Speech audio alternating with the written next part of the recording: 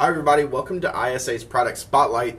This is Nick Dumeier. Today we're going to be talking about our mock setup for Johnson Controls. We're back here in our lab standing in front of our mock setup for the Johnson Controls.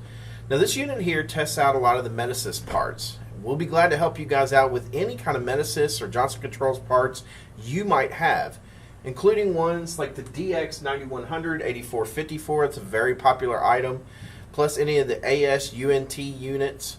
We'll be glad to help you out with those as well. We have the capability to repair those. A lot of times we even have reconditioned stock if you have an emergency need.